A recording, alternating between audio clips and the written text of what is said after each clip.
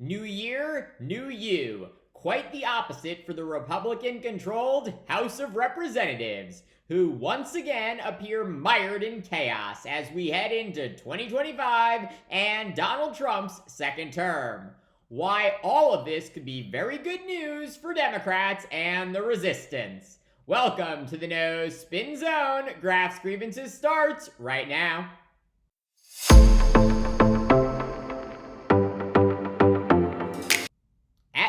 On January 3rd, 2025, the 119th United States Congress will convene for the first time.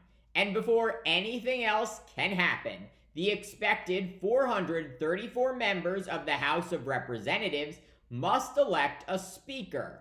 That's right, the current speaker, Mike Johnson of Louisiana, is out of a job leading the House if he is not reelected come Friday.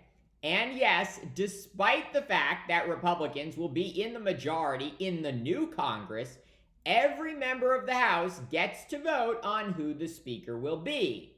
And sometimes, as we have seen recently, the party in the majority has trouble uniting behind one candidate to be speaker.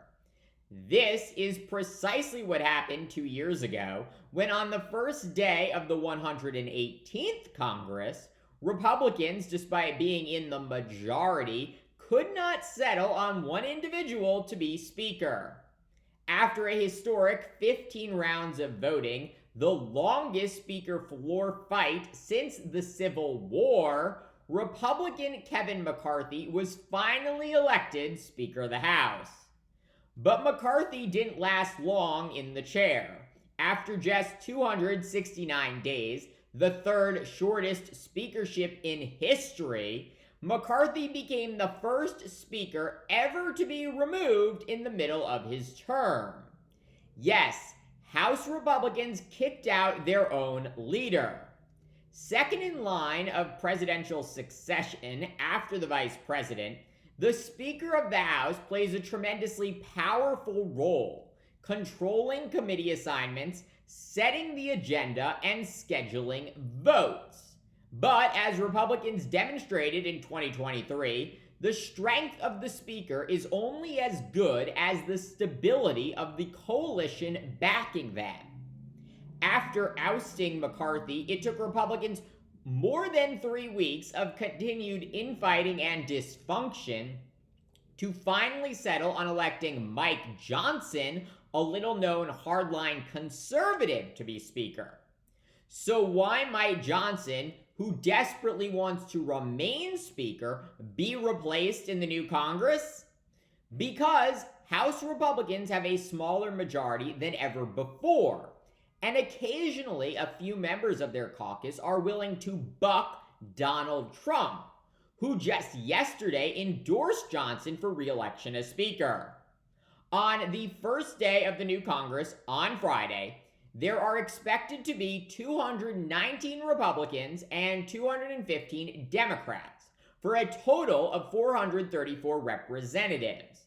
And since the Speaker is elected by a majority of the House members, if all 215 Democrats vote for their leader, Congressman Hakeem Jeffries, to be Speaker, Johnson can only afford to lose one House Republican and still get elected Speaker.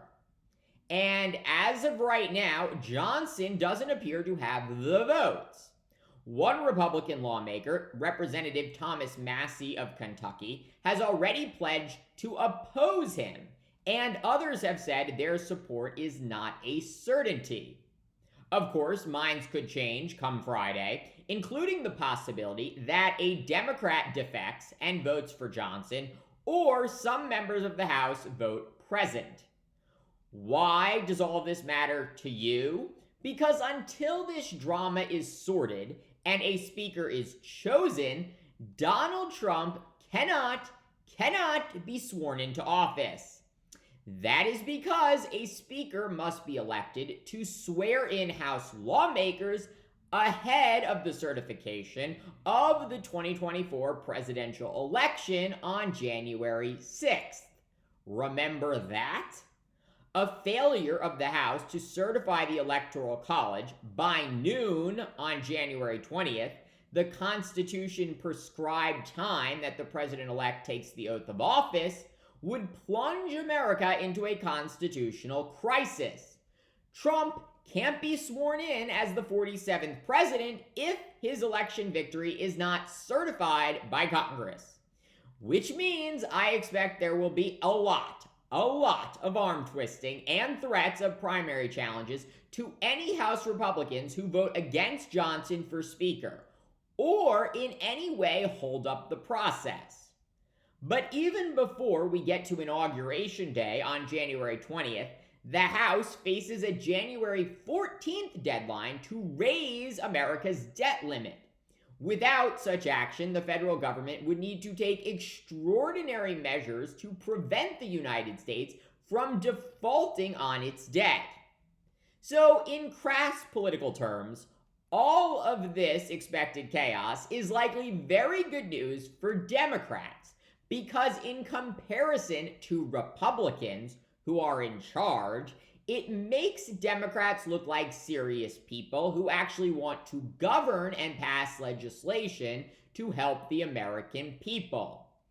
And yes, this is very much in the weeds, but I can assure you, if Donald Trump's inauguration on January 20th is in any way threatened, or America risks seriously defaulting on its debt, the implications will impact all of us, and you will be hearing about this everywhere.